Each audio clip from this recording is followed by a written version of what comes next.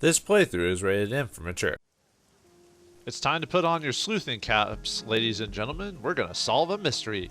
Greetings and salutations, viewers. Well, we're back here with another episode of Shadowrun Hong Kong. In the last episode, we talked to all our allies and learned a bit about their backstory, about Ractor during the Euro War, Isabel and what she's going through, and mainly we're gonna help her with the job. Duncan, just seeing how things are going with him, and Gobbet telling us a story about one of her jobs, trying to teach us how to be a Shadowrunner, how she just tried to basically blow up the building. Yeah, good times. But anyway, before we head on to our next destination, let's talk to Law again now that we've completed the mission for the museum. You can actually talk to him about some information that he asked you about. Yeah, I've got some metadata for you. Tell me what you got. The network runs on information.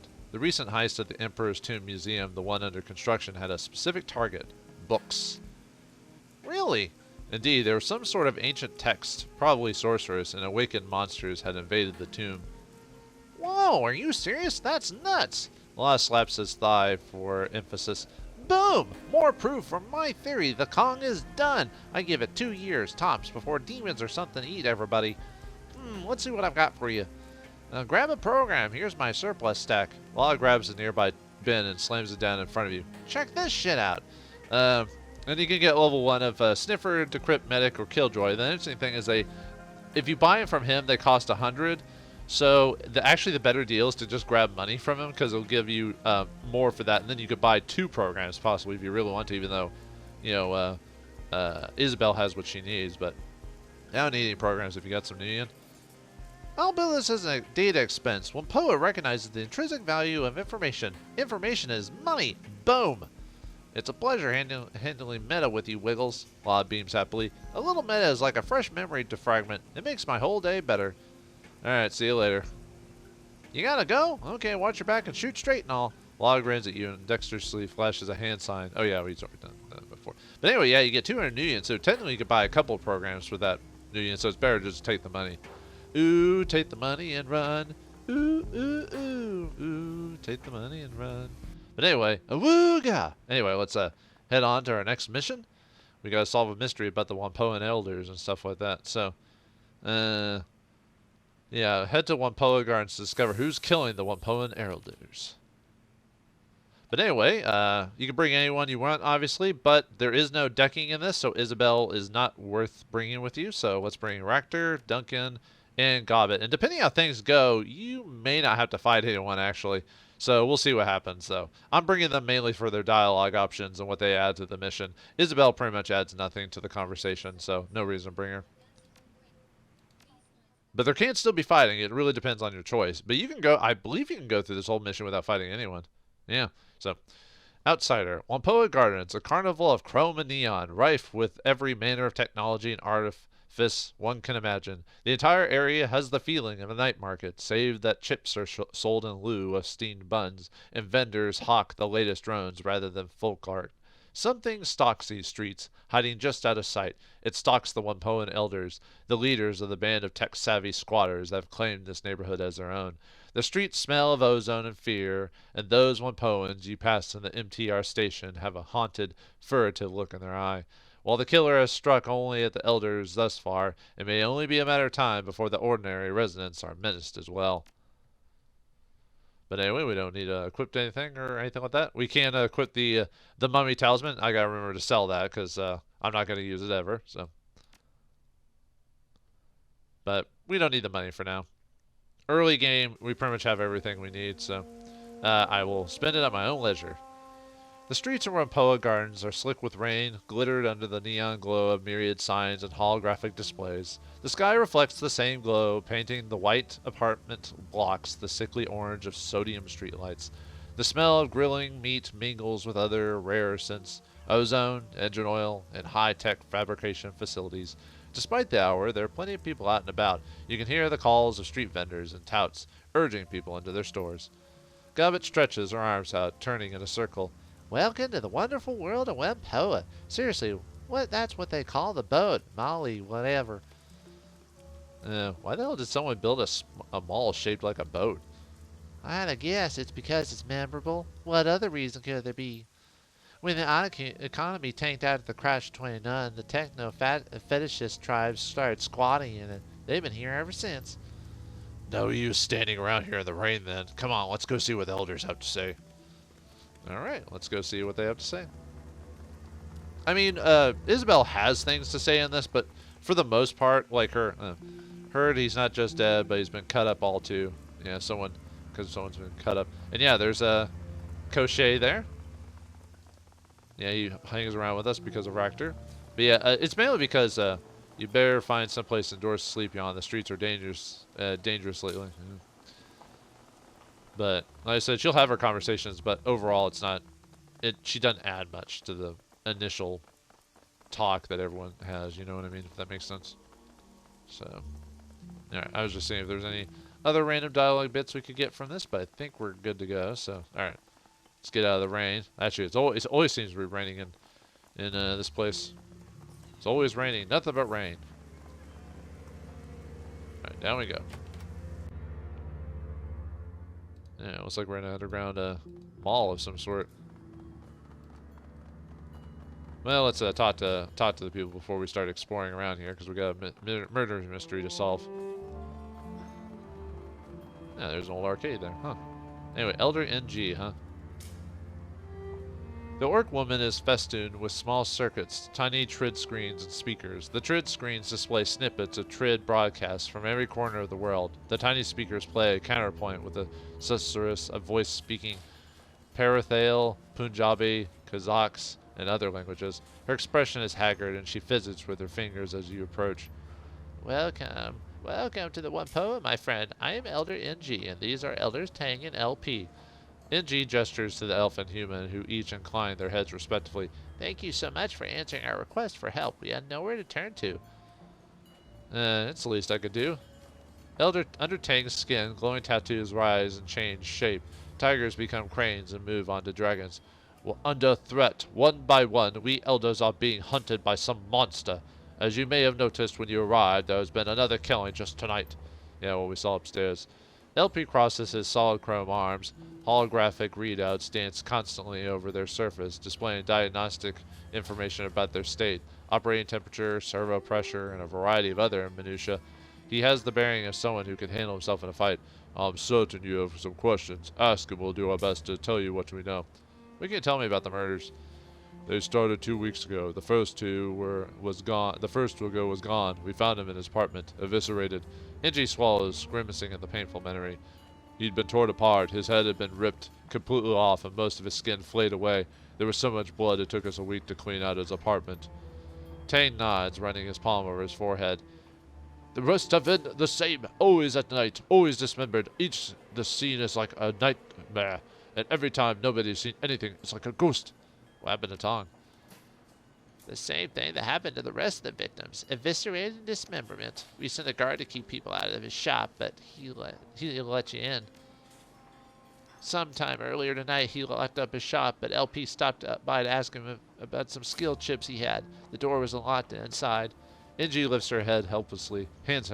She opens her mouth, but no words come out. Seeing NG's ability to continue, LP takes over. Inside looked like a bad horror sim, just like all the other murders. It had to have happened after sundown because I saw a shop was open when I was on my way to get some noodles for dinner. Why didn't you call the police? The Hong Kong police force isn't welcome here. They've tried to force us out several times before, or come hunting for someone to pin a crime on. We do a lot of favors for local gangs and triads, handle the Matrix security, fix up the gear, make sure they have access to the Hong Kong Shadowlands hub. We are too valuable a resource to them to lose, so they protect us when the HKPF or anyone else decides we're an easy target. They handle our physical security, and we make sure to send messages via the Matrix. Last time the HKPF made trouble, we started airing the assistant Chief Sturdy Longery over the TRID. They got the picture and backed off. Have you met any enemies lately? NG shrugs helplessly.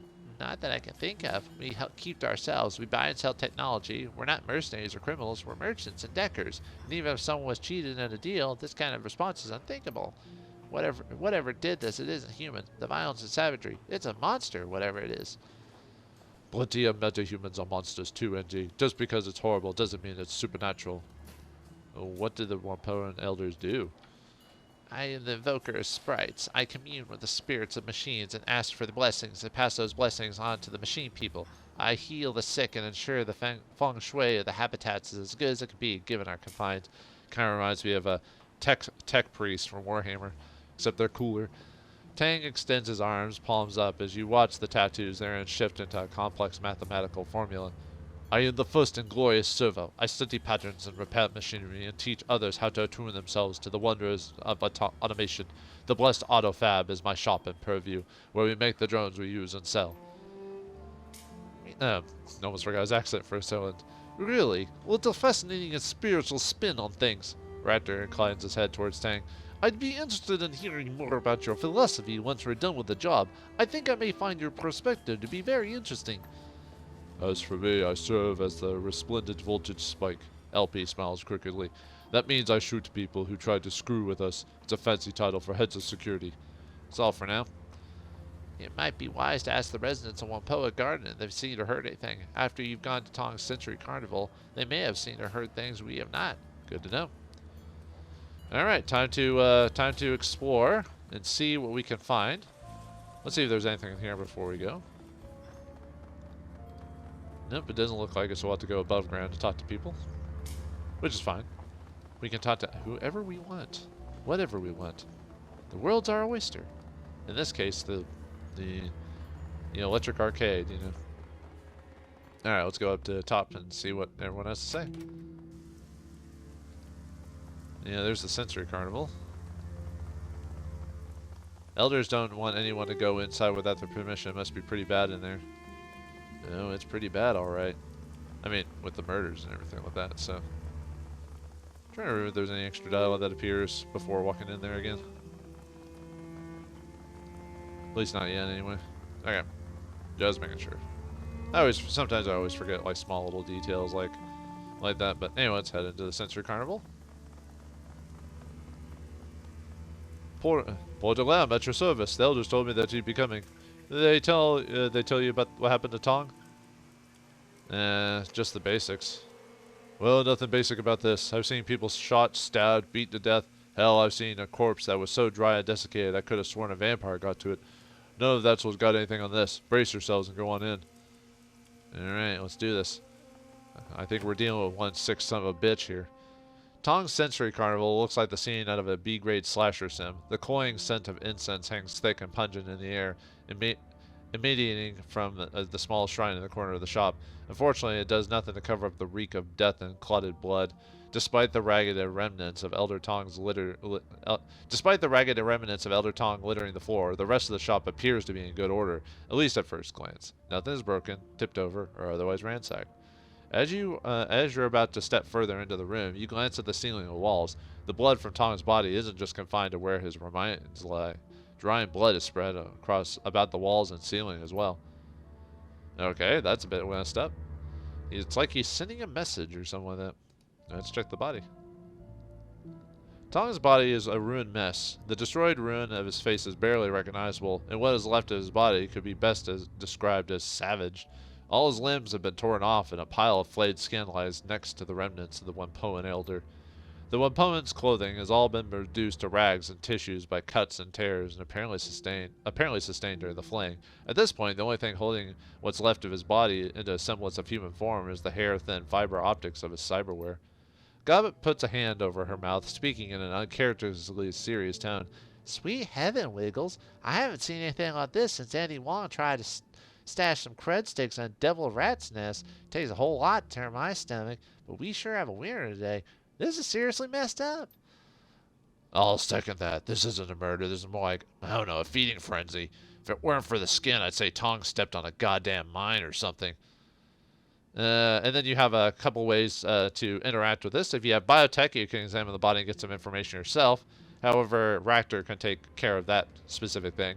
And if you have spellcaster and conjuring, you could do the astral perception. Or if you don't have that, Gobbet can do that for you. So let's have Raptor examine it since he has the biotech ability.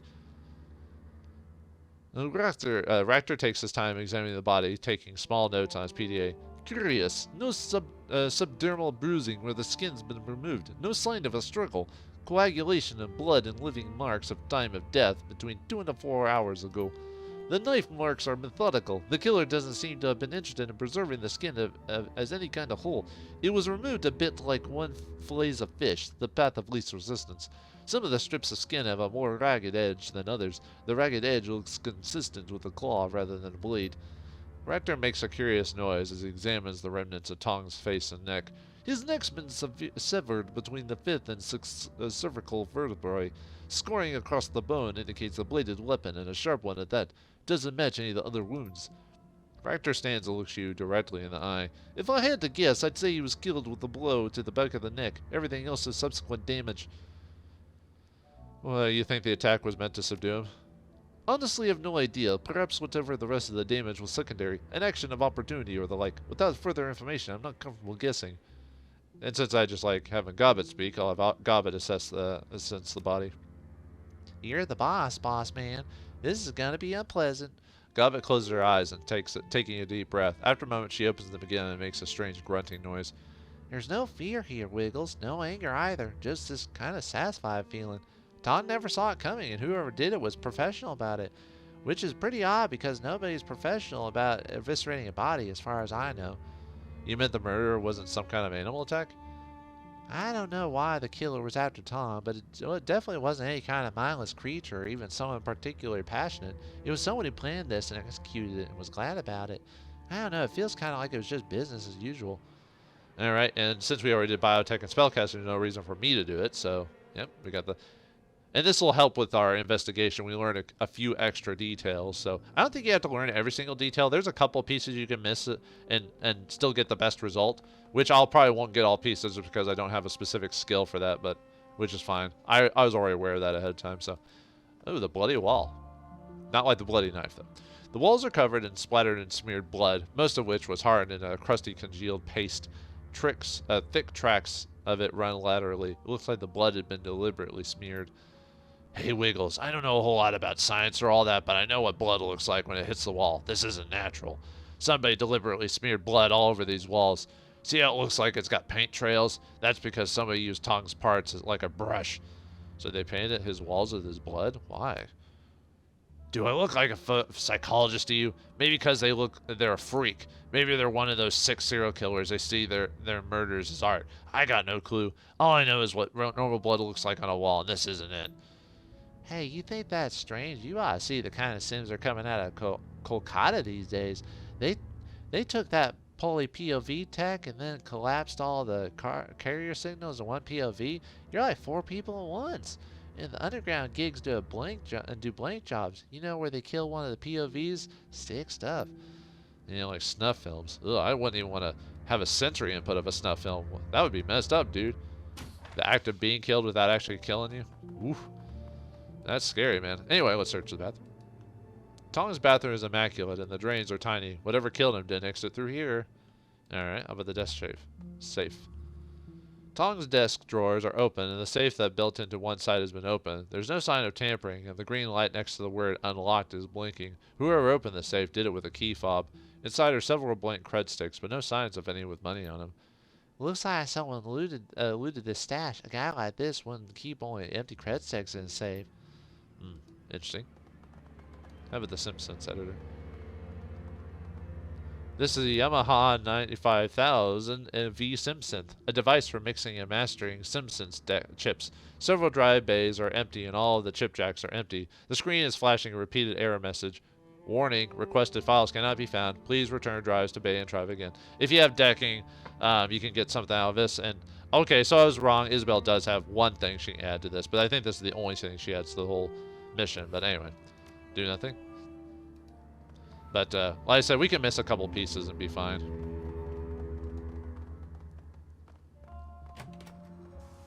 Alright, so we learned everything from that. Let's take a talk to the locals and see what they can say. Hey there, need something else? What do you do around here, Porter? It's a catch-all category, I guess. I work for the Elder LP. It's a bit like a deputy. I make sure people don't break the rules, protect people who need protecting. Mostly I just do whatever LP asks me to. It's a pretty quiet job most days. Today's not one of those days. I also handle a lot of maintenance. I don't actually do the repairs, but I got most of the keys. It makes it easy to ensure only authorized people get into the sensitive places. Electricity goes down. I let in the electrician who fixes the wiring. Toilet's clogged. I let in the drone guy who opens it back up. Looks like somebody went through Tong's things. Has anyone been inside? Not since I've been here, and before LP found him. Could have been anyone, really. LP had a key to this place, but the lock's total crap. Anyone half decent at cracking mag locks could have gotten inside. What's missing?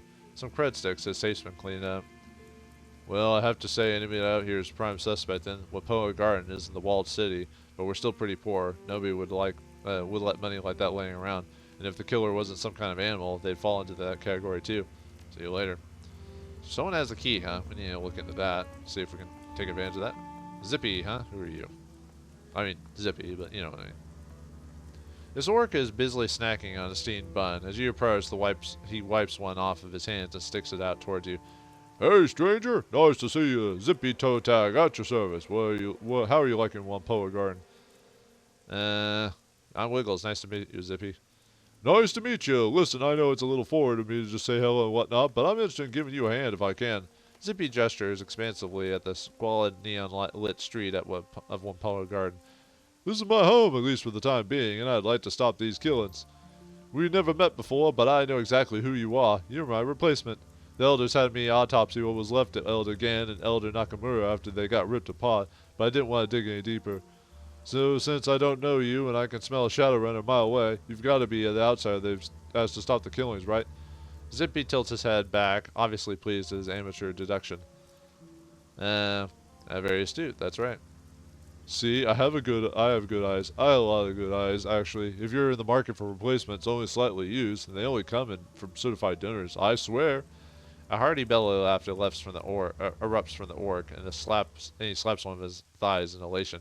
Man, I kill myself. Pretty funny, you stand-up comedian. With jokes like that, are you kidding me? I'm one of the only trained surgeons around here. I keep the other Whampoans healthy. Got to practice down the road. Blind Chen's a pretty good cyber doc, but he's basically an implant specialist, and that's it. How'd you end up here? I did my residency back at the UCAS. Could have become a real MD, too, if things hadn't gone south for unrelated reasons. Zippy opens his coat, revealing a cyber deck. He pats it proudly. I also deck a little, but I'm better at slicing skin than I see. Whampoa Garden seemed a good fit for me. Must have a lot of customers. That's the chip truth. I have to charge to cover my costs and eat, but it's damn near free service. There's always a waiting list, but it's good, honest work. I like helping my neighbors and community. We all look out for each other. Somebody messes with one of us, they mess with all of us. It's like New York, but not really. That community is rare as gold these days. How many places have an ethos like that? Not the damn cops, that's for sure. I've lived a lot of places, done my fair share of shadow running, but this place is special. It's been a long time since I felt that like that anywhere. It was real home. Zippy looks off past you towards the Whampoa Garden streets. His expression grows wistful, like he's remembering something from a long time ago. I'm sure I'll move again, but not for a while. I'm not done with this city or these people. So is it fairly peaceful around here? For the most part, other than these killings, we don't have much of way of problems. We do information security for the triads, and they make us fairly impervious to anyone who wants to start trouble. Anyone starts something, we hit them in the matrix, while our triad friends hit them in the meat space. Small-time gangs have tried pushing in here before, but they backed off after they figured out they weren't just picking a fight with Tang and his guys, but with both the Red Dragon and the Yellow Lotus. They got the message real quick. Was of them, anyway. Let me ask you about the Whampoa Garden. Sure thing. What do you want to know? What are your thoughts on the murders? There's a sharp intake of breath as Zippy shakes his head. Pretty gruesome business. Gan died from a broken neck. Looks like someone had wrenched it around, and his arms and legs were cut off. Some skin flayed away, too. Nakamura had his throat ripped out by someone with pretty sharp teeth. At first I thought it was a devil rat, but the teeth marks were all from something with a humanoid jaw. I didn't look at Tunde, but from what I saw at a distance, it was the same story. Didn't see much point since I had seen it twice already. As for Tong, from what Porter told me, it was Gan and Nakamura all over again. You take a look at him yet? Yeah, it's the same as you described for the others. Zippy shakes his head slightly, sadly. Damn, I like Tong. The BTL business is unsavory, but the man had to eat, and his regular sims were great. Generally all around nice guy, friendly with everyone, never had anyone mad at him. There ain't no justice, let me tell you. You can tell me about the others. Zippy laughs, shrugging. Well, they're an eclectic bunch, that's for sure. Where to start? NG is the spiritual leader here. She's the voice of Whampoans, I guess. A lot of her close friends are really more of a follower, since it's something of a priest for the machine spirits. Maybe it's a cultural thing for people who grew up here, but it's never called to me. Still, she makes a damn fine pot of tea. IP's the muscle and has a encyclopedic knowledge of cyber and BioWare. Definitely a good guy to have watching your back. Not too friendly, but you know how it is. You get a lot of cyber, people start wondering if you'll tear their arms off. Zippy makes a chopping gesture with one hand. He's gonna move straight out of Blood Carnival 3, The Reckoning. Terrible movie, but great fight choreography. What about Tang? I don't know much about him, but I think he's got some kind of fetish for automation. Found him cooing over some treads of automated delivery drones in a warehouse once. He works with drones, has a shop called the Blessed Autofab. He was raving about the efficiency of the movement patterns or something. You already know about Tong, Rand Sims BTL's skill chips. Gan used to be a city planner before he had a nervous breakdown and got involved in statistical analysis. Zippy pauses to collect his thoughts. Nakamura came from Fukuoka and was interested in entertainment. Trid mostly. Spent a lot of time analyzing subliminal in ads. Then there's Magpie. She was the chief decker. Hot as hell against IC and built her own hardware. Salty old woman though. Never met anyone who was quite as shrill or nasty when she was mad. She was mad most of the time. Wait, no one mentioned Magpie to me. When did she die? She didn't. Maybe about a month ago she just up and disappeared. I went to her shop one day and she just wasn't open. Nobody's seen her since. Kind of a pain in the ass too. She owed me some new analyze software she'd picked up. Oh, why would she disappear? No idea. One day she was there and the next, poof. At first I thought she was just on vacation since she had mentioned wanting to see the kingdom of Hawaii someday, or Hawaii, but it didn't seem right. She would have at least told me she told me if she was leaving. It seems mighty suspicious to me. No one else seems to care what happened to her, probably because she pissed them off all so bad. A little odd for her to just disappear, don't you think? Of course it's odd. She owed me lunch, too, and she was the sort who paid her debts promptly. You might want to check out her shop. It's locked up, but the other elders have a spare key. Couldn't hurt to look around, and even though Magpie was always butting heads with other elders, they wouldn't have had any reason to not let you in. What do you mean they were butting heads? Magpie and the others never saw eye to eye. She was contrary for the sake of it. Most of the rest had a grand vision for what they wanted this neighborhood to become. Magpie just wanted to deck. She was only an elder because they needed someone with their matrix chops. The last big argument was between her, NG, LP, and Nakamura. It was over something relatively trivial. I think Nakamura wanted to expand the pirate trade business in the Matrix, and she just absolutely refused. Sounds like she didn't care for entertainment taking precedence over business. That's exactly it. She gave Nakamura an earful, let me tell you. She said something about not using the valuable bandwidth for trivial entertainment bullshit. Anyway, went from there into this rant about how she wasn't going to let Tang expand his drone business any further because it wouldn't get too much megacore attention. They accused her of blocking them just because she could, which is probably true. Lots of screaming. What do you mean blocking them? Everyone needs her matrix skills for their business to run properly. There are other deckers, me, say, or Joe, or Mo Nimba, but she had the infrastructure. If their project didn't interest her, she wouldn't give them the time of day. She's a real hardhead in having her time wasted, but she figures if she's not interested in something that has no value or objectivity, kind of a major blind spot if you ask me. Sounds like she was critical. Yes and no. She was, but but since she disappeared, LOP's taken over running the Matrix infrastructure. He's not as good as she was, but his experience with drones makes him the best candidate. They wouldn't trust something like that to anyone who wasn't an elder, so there you go. It looks like Tong was killed by a blade and not a broken neck or a bite. Zippy recoils, shuddering against the rain. What kind of blade? Was it a knife, a sword, maybe an axe? I don't know, but he was attacked at the back of the neck. I don't like that at all. Zippy shivers, looking warily around. This whole affair's got me on edge. People dying is nothing new, but the flayed skin. Ugh. After a moment, Zippy composes himself and looks back to you. It sounds possible that whoever has been killing the elders is trying to muddy the waters with all the blood and gore business. This is the crime of an intelligent, careful killer. Be careful. This investigation might take you somewhere very unpleasant. See you later, Zippy. Alright, well. More information to check out, and we need to get that key from Magpie's shop. I don't know, I just don't feel safe here anymore, says a random person. Alright, see if anyone else has anything to say. Oh, there we go. Someone else. Alright, Mo Nimba. The man in front of this stall is rooting through a box of music chips with the swift fingers of someone who knows what they're looking for. Behind him, a music player pumps out a constant stream of distorted, atonal music. The stall's proprietor is nowhere to be seen. Can you believe this? They've got 4 bootlegs of Echelon 60, the unreleased Enoch Iron Keys double chip show from Brazzaville, and an absolutely zero chips from Shotgun Bloom. This stall's stuff is pretty second rate.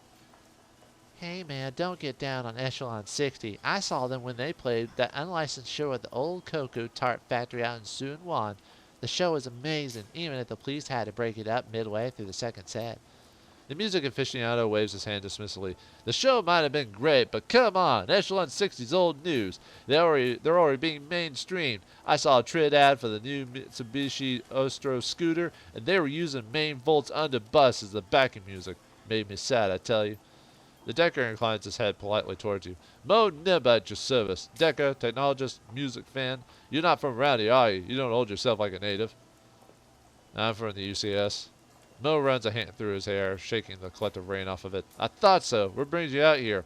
I'm trying to find out who's been killing the elders. The Decker pauses a moment, face falling. Oh, that's a nasty business. I heard Ton died tonight. I don't know who or what they pissed off, but it seems like a real bad scene. I'm trying to keep my nose out of it. Still, I like this place. Is there anything I can do to help? What can you tell me about the Whampoans? We're a collection of freaks, geeks, nerds, and tech junkies. This place may look like a third world bazaar, but believe me, we have stuff here that's cutting edge in almost every field. Mo swells with pride and plants both her hands firmly on his hips. Maybe it's not as advanced as the stuff the Megas have in their development labs, but it's as advanced as anything you can find in a store. People come from all over the world to buy and sell here and work out deals for big shipments. We've got contacts with every pirate and smuggling group in the South China Sea, and every major syndicate and gang in the Free Enterprise Zone knows not to mess with us. Not only are there a lot of us, nobody wants to lose what we're selling. The Red Dragons made a play 4 years ago, but we chased them out. Mo gestures with both hands as if shooing away a bothersome insect. Scooted off back to Hoamon 10, and they've never been back. That sounds dangerous. You might have pissed him off. It's all about playing angles. Yeah, it pissed them off, but then we sold goods to the Yellow Lotus at a discount. In exchange, the Yellow Lotus cut them off our back. You don't have to beat up the big guy to win. You just have to make him step back so the other big guy sees he's off balance. Stand-up fights are for the megas. We're about survival, just like everyone else in the shadows. What's your area of expertise? I'm a Decker. I used to be a company man for years, pushing code on the service, smearing the little cyberpunks that would try to get into our secure systems. I made a pretty good living, had my own place on the 48th floor in a corporate skyscraper. It was the kind of thing that Sims teach you everyone reaches for, the dream life. Sounds like hell on earth to me. Mo chuckles, running a hand through his hair. Well, it wasn't so bad at the time, but in the long run, I think you're right. I'm not as comfortable out here on the edge, but I'm a lot happier. I found out the company wasn't what I thought it was. Sure, they paid me well and kept me in creature comfort, but I accidentally looked over some misfiled reports while cleaning out a company data store. Turns out one of the company's security riggers had gotten drunk and blabbed about some project or other being over budget and behind schedule. That's not good. It'd be a fireable offense, right? Mo purses his lips and his gaze going distant for a moment. Well, I guess upper management was worried that info would hurt their stock ratings by a fraction of a point or two, so they fired the guy with a 3.308 round right through the skull. That seems drastic. It may only have been fractions of a point, but that was still tens of millions in Nuyen. I guess that went beyond a firing offense, directly into murder territory. What's worse, since I now knew about both the project and the murder, I could be next in the firing line. I knew it wasn't worth the expense to hunt down as long as I kept my head down, so I came out here looking for like-minded Deckers. I guess I ended up staying because I could get a semblance of community out here. I couldn't get that many other places. Know anything about the murders? I'm trying to stay as far away from it as possible. I'm not connected enough to hear anything important, and all the talk about monsters is just plain dark. I'm not afraid of monsters, but I don't want to get their attention. All I know is that a couple months ago we had Elders Nakamura, Yatunda, Gon, and Magpie, and now we don't. I've heard about Magpie. Sounds like she was kind of vicious.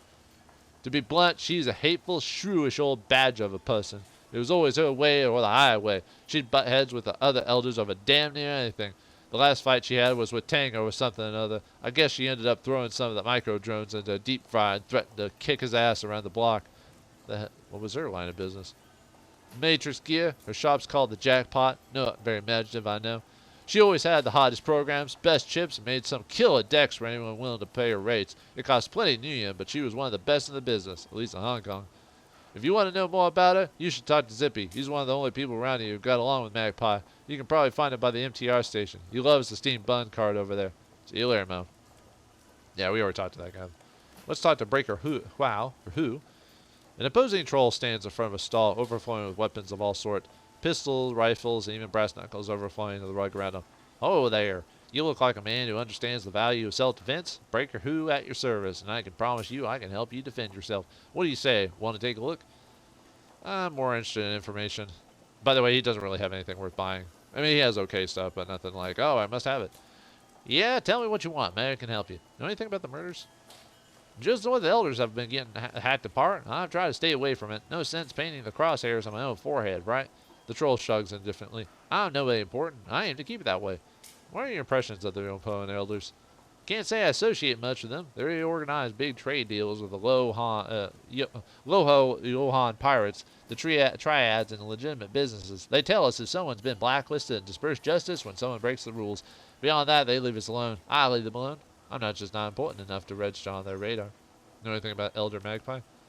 Never met her, thank God. She ran with the Deckers mostly. Since she dealt in chips and software, I heard that she was hard to work with. I think the phrase I overheard was that she shrieked like a harpy with a fresh corpse. I don't know. You should ask Zippy, though. He's a sharp one with the deck, so he knows her better than most. See you later. I think he sells, like, well, I guess I could go over it really quick, so.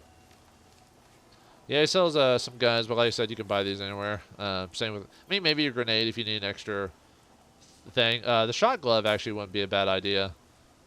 It basically can do unarmed damage based off your strength, and it does AP damage if it critical hits, so that could work well with, like, Duncan, for example. But, nah.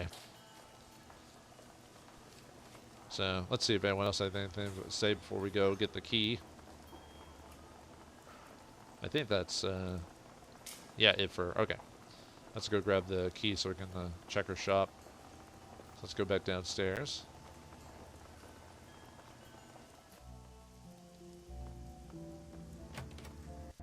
And go talk to the elders again for the key. Is there anything we can do for you, Wiggles? You didn't tell me that about Elder Magpie disappearing. Why would we have? Her departure from the Whampoans isn't related to your investigation. It happened before the killings began. I'm certain she's just off sulking somewhere. Ingeed's tone is profoundly indifferent.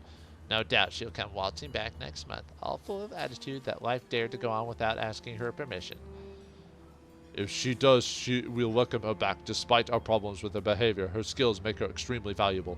I've taken over maintenance of our Matrix infrastructure in her absence, but I'm nowhere near on their level. The best I can do is ensure nothing breaks down until she returns. I'd like to have a look around her shop. Do you have the key? Yes, but there's a lot of sensitive equipment in there, including our community servers. We don't let anyone who's not a Whampoan elders in there. Why would you need to look in there? Now, if you have decking of 4, you could say Magpie's automated systems might have access records for the killer's wireless devices. If I can get a dump on the access logs, I might be able to find the killer. Or you could say, you don't really need to get in there, but since I have Charisma 3, I can say, listen, you wanted me to find a killer? I'm going to do that. I have to explore every possibility. Very well. Take the key and look around. Just don't break anything or shut off the servers. Was there anything else? Off we go now. Alright, let's talk to some shop owners while we're down here, too, before we go to her shop. So, Wing Quay Quoc. Oof. Welcome, sir. Welcome to Quoc's Atelier, home of the finest clothing in Whampoa Gardens. I'm the owner, Master Tailor Wing Quay Quoc. Or K Quoc. Well, anyway, sorry if I'm butchering it. Hey, I don't speak Chinese, so what do you expect? How may I serve you today? I didn't expect Whampoa Garden to have a tailor in it. Many people don't. There's a mistaken impression that we Whampoans are only interested in technology and the Matrix, but even technologists need clothing, don't they? And many of us gravitate towards lines of work where added protection is required. I myself am a materialist scientist, as well as a keen follower of the fashion trends. What kind of material science? Fiber-related, of course, primarily aramid fibers, graphene composites, and dilatants. It affords me a certain unique perspective when designing clothing that is not only beautiful but defensive as well. I specialize in high-fashion body armor, similar to the kind crafted by SecureTech or Vashon Island, but with much more personal touch. Let's see what you got.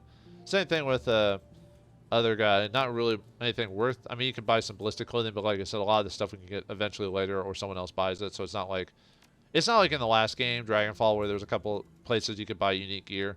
You know. I guess the reason they didn't want to do that is because they didn't want people to be locked out of certain gear at a certain point. But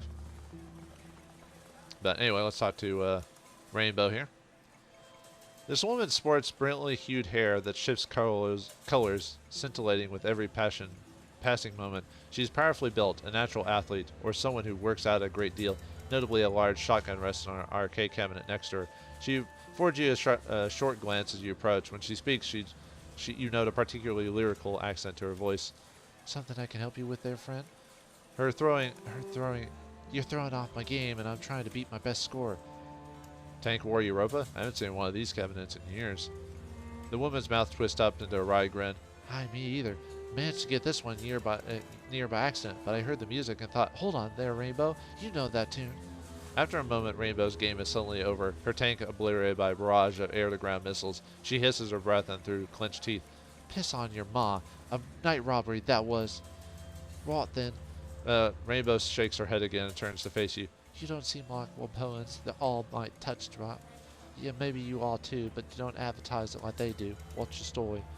I'm looking into the murders that have been happening. Oh, that's some nasty work. Bodies hacked up, chunks spitting out of them. Make sure you're loaded for something big and ugly, that's for certain. Where are you from? I can't place the accent. Born and raised in Dublin. Oh, born and raised in Dublin. I forgot she was Irish. Down in the banks of the Livery. Spent most of my early life there, working security on sacred spaces. You know, historical sites and underdeveloped land. The Green Movement was big in those days. It was a bit like being a park ranger, but sure didn't beat some desk job. Spent a lot of time around country Dublin and Wicklow. I always loved animals, and I found out being a ranger put me in close with them. It was a good time, yeah. Making sure the budding new species like the bogies and centaurs didn't upset the ecology of Wicklow National Park much. Also kept the nastier bits like the usage from running amok across the populated areas. And each usage is that it even a horse? Aye, that's right. They're cannibal horses, basically. Nasty buggers that drag people into bogs and drown you. Sometimes people call them kelpies on account of the water plants they pop up out of. Kelpies are like Irish, Celtic mythology and stuff like that. For those who played Shin Megami Tensei, I know what kelpies kind of generally look like. Anyway, as I was saying, problem was I started to develop this wee knack. Just a small thing. I keep magic from working when I'm around. Spells don't go. Spirits fall apart, and the paracritters get real feisty, yeah? To make things worse, this was around the time Liam O'Connor threw his coup and formed Tir na Nog. With all his fancy talk about elves and ancient magic, 'twas a bit scandalous to have a woman guarding ancient sites that wasn't just mundane, but also killed magic around her, so I got fired. You're older than Tir na Nog? Bang on. I don't look a day over 25, do I? Rainbow flexes one arm, grinning widely. Hi, I'm Irish, not one of them noggins. Pack of punters, a lot of them. Anyone going on about their ancestral land and the glory of the past and all that bullshit. I saw them kick dozen of old Irish families off their land just because their ears weren't pointed enough, or they didn't meet some stupid arbitrary criteria of nobility. It was that kind of thing that brought back the IRA, just like the battle days of the Troubles. The skivvies in the new tier didn't pay for the land they took. They just a pack of bullies with guns.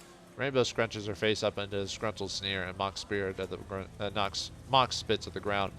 I've always been sympathetic to the little guy in the fight. They offered to pay for my help, so I said yes. Simple as that. So he became a terrorist? Don't be so dramatic. They fixed me up with the cyber stitching and gave me a lot of kit I've got within me now, in exchange for going overseas to work for them. Smuggling, running guns, making contacts in Europe. Same kind of shite all revolutionary groups do. Seeing as how me own fam got kicked out of their house, I was glad to do it. I still do work for them these days, and there's a lot of tests about it. Lady Day cracked down on dissidents, but good. What are you doing in Whampoa Garden? Me, I'm a bit of a big game hunter these days. I get into strange places looking for some kind of paracritter I've not seen before, and then I put a bullet in it. Only the nasty ones though. No point in hunting a talus cat or such. It's only things like gargoyles, barghusts, and whatnot. All the work I did with them in my youth was a good job of keeping me alive. I was out in Jakarta last year hunting one of them Indonesian vampires. You ever heard of them? Call them Layak or Peninagallans, depending on who you ask. Their heads and guts come out of their body cavities, and they fly around like giant, messy piles of pasta. Rainbow bares her teeth and pantomimes floating around. Took me a solid 2 months to track her down, but I did. Once the job was done, whoops, I didn't actually mean to click that. That was an accident. So this is why I try not to keep my finger near the button there. Been spending a lot of time down in the storm drains these days. Heard rumors of a rat king down there with a mess of devil rats got all tied together with some kind of big awful rat beast. Haven't been tracked it down yet, but I figured it's only a matter of time, yeah. She pats the barrel of a shotgun affectionately. Yeah, sorry for skipping that line. Whoops. Pause the video if you want to read it. So, see you later, Rainbow. So, I usually try not to do that. Sometimes I make accidents. So, and I didn't save it beforehand, I'd have to go and redo the whole thing all over again if I wanted to get to that point, so it's not that big of a deal. So, alright, let's talk to Min Vuong. The owner of the shop barely looks from into his PDA while greeting you. His tone is one of immense boredom. Welcome to Min Vuong Matrix Materials, aka MV and Vim. What can I get you? Show me what you have for sale. And he sells some programs. Nothing new that you can't get from someone or eventually. So, but cool. It's basically for those who maybe forgot to bring something, and it's a chance to make sure you're not caught unawares. But like I said, you could go through this whole mission without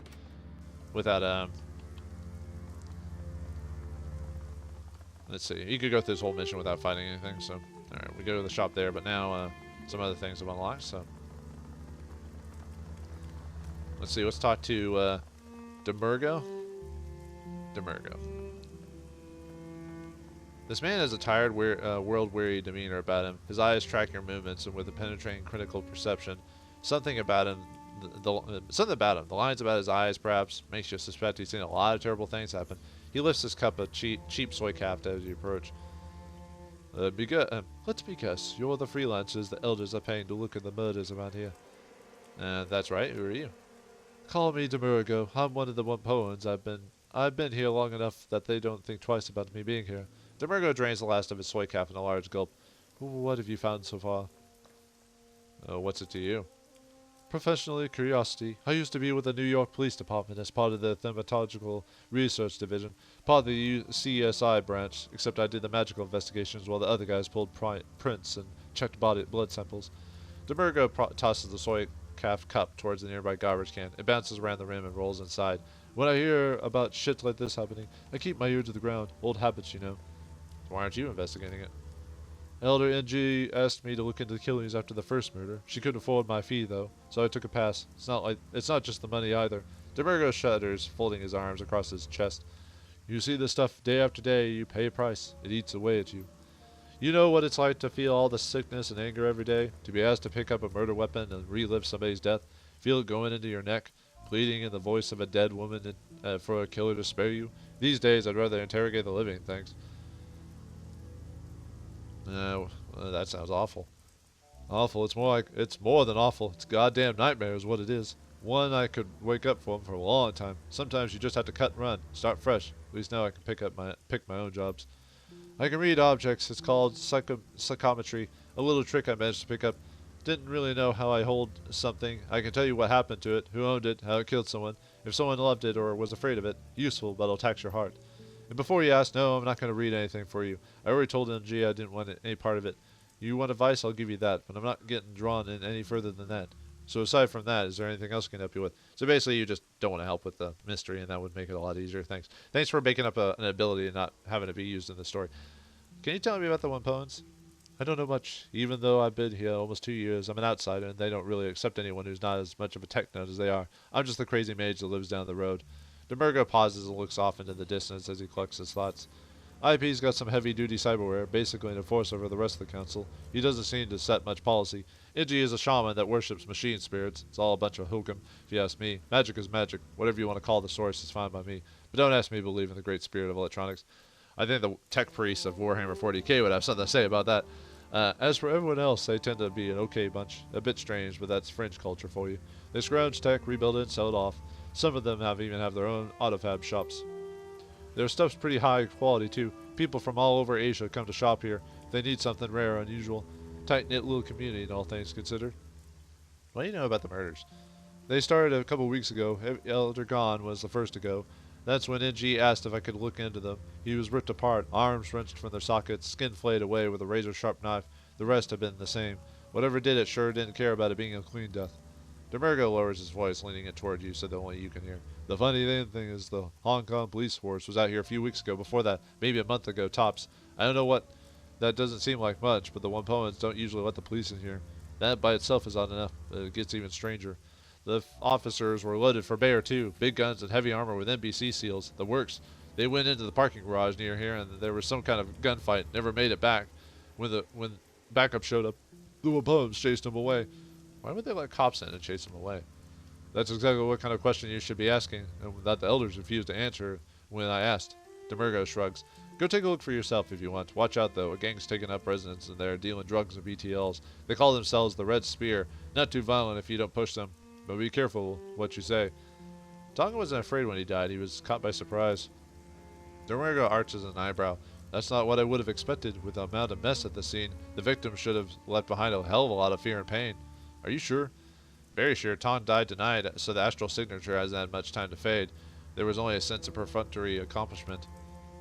Then it sounds like this wasn't a crime of passion. A planned attack would have that kind of resonance in my experience. It's possible the gore show is to throw off anyone looking for the actual reason. Domingo closes his eyes and starts to nod. Yeah, if I wanted to kill someone and get away with it, I'd try and point the finger at some kind of monster. Domingo opens his eyes and smiles a thin, humorous grin. Basic investigation 101. It's usually the simplest explanation, but don't discount other possibilities. You think the mess wasn't an incidental? It's a possibility. Ask yourself this. If the mutilation happened after Tong's death, why would a killer perform that kind of ritual? Serial killers who engage in that kind of ritual don't feel perfunctory about it in my experience. It tends to feel more like they're taking communion. It's a religious or sexual feeling most of the time. If this didn't feel that way, I don't think the killer was actually pathological. Tong was killed by a bladed weapon, a single strike to the back of the neck. That's a precision attack. Most knife fights end up with a lot of shallow cuts and blood over the victim and attacker alike. If Tong was killed by a single strike, he definitely wouldn't have seen it coming, and you can bet my last union that whoever killed him is highly skilled with a blade. That says to me that the attack is either a professional hitman or a practical serial killer. It could be both, though. Or two. Assassins don't tend to be the most empathetic people. Domingo considers his information for a moment before speaking again. Was the attack a thrust or a cut? It was a slash. Why? If the wound was a thrust, your attacker was using a knife of some kind. Anything over about 10 inches would be pretty hard to thrust with that kind of angle. The neck's too high for a long blade. If it's a slash, you're looking at a sword or a cleaver attack. Both of those are popular with the triads. They make an awful mess and send a message that they're not to be trifled with. Alright, see you later. So, person killed it methodically and with a blade and a sword. So, there's one place you can check the parking garage and talk to this guy as well. Now, since I don't have the skills, I'm actually not going to be able to examine the parking garage correctly without forcing a fight. But like I said, you don't need all the information to solve this mystery. You just need most of it, but not all of it. This dumpy-looking man is busily hawking a variety of grilled spherical treats of various sizes. Some are sold individually, some are skewed on sticks, and some are packaged up in a set of 4 or 6. A sign on the front of the cart reads, Kita's One Yen Yatai. A cacophony of small trid screens are attached to the cart, each playing a different trid show. Interest you in some dango, takoyaki, maybe a nice nuki iman? That's a pork bun with a Japanese twist. Any kind of tasty Japanese treat you can imagine, I've got it. Maybe some curry fish balls are your speed. Kita will give you your heart's desire, providing that desire is on my menu. Let me have some dango. Your wish is my command, good sir. And then you spend a yen, so it's not that big of a deal. Kita deftly pulls one of the dango sticks out of the cart and drops it into the grill. A small robotic arm slides out from the cart and begins turning the stick into the ball of rice flour of toasted brown color. Lifting them from the grill, Kita dips the entire stick in a tub of sticky brown sauce before handing it to you. The snack has both sweet and salty flavor, reminiscent of sesame seeds and soy. The ball insides are pleasantly warm and surprisingly chewy, a bit like eating raw dough, but without the attendant chalky taste. Kita leans back, studying you intently. The trade projections from his cart cause his face to be lit in a constantly shifting array of rainbow hues. So what brings you to Whampoa Garden, my friend? Somehow I doubt it's just the street food. I'm looking into the killings of Whampoa elders. Kita shivers, wrapping his arm around his body. I've been hearing a lot about that. Haven't looked too closely, though. It's just none of my business, you know? What can you tell me about the people here? We're deckheads, deckers, riggers, trid pirates, and everything in between. If I had to define the place, I'd say it's Asian Mecca for people like us. As for the elders, I can give you the basics. I'm a small fry, so we're not exactly on social times. Inji's some kind of crazy tech witch. She summons up spirits and casts spells and works as the spiritual center of the tribe. She's a lot craftier than she seems. She has this mother to everyone act going on, but I've watched her manipulate people into doing all kinds of stuff they wouldn't normally do. And they thought it was their idea the whole time. Magically, you mean? Or you think? No, I don't think so. She's really good with people. IP's a killer, addicted to cybernetic implants. He's always had to have the newest and freshest gear. The funny thing is, I've never seen him fight. I kinda get the impression he's a coward, but rather let one of his buddies handle the problem than do it himself. All I know about Tang is that he loves drones and does a little decking. Frankly, I find him kinda boring. All he talks about is neural networks, dark knowledge, and evolution and machine learning. Like I said, boring. What's with all the trid screens? Kita beams and gestures excitedly at them. You like them? I love trid operas. Chinese, Korean, Japanese, Indonesian. It doesn't matter. This way I can watch all my favorite shows without missing a beat, and I can work at the same time. Pirated trid is my other business. I rip the streams in the Matrix and tap right into the corporate feeds and resell them out and ship them out here. Kita's face falls a bit and his enthusiasm wanes. I wish I could pay the bills, but my food card's a lot better at that. I don't know why, but most of the other Whampoans seem to like sim over trid. They don't know what they're missing, though. One episode of the 1,000 Cranes in Autumn, and they'd get hooked for life. I'm just at the part where O-Ren has confessed her love to Takayama, and he's got to get his mech suit out to the front lines of Mars, so he can't be with her. Downright heartbreaking, I tell you. Sounds like an interesting show, all right. Eyes twinkling, Kita leans forward in breathless excitement. Oh, you have no idea. 312 episodes chronicling a noble mech pilot and the tumultuous love affair he has with the space station governor's daughter, the pathos, the majesty, the battle of Lagrange. One spans over 5 episodes just by itself. For some reason, I guess it just didn't resonate with the wider public. I don't know why. Who doesn't want to see a trid show about giant flying robots, love, betrayal, and spies? Sounds like a typical anime to me.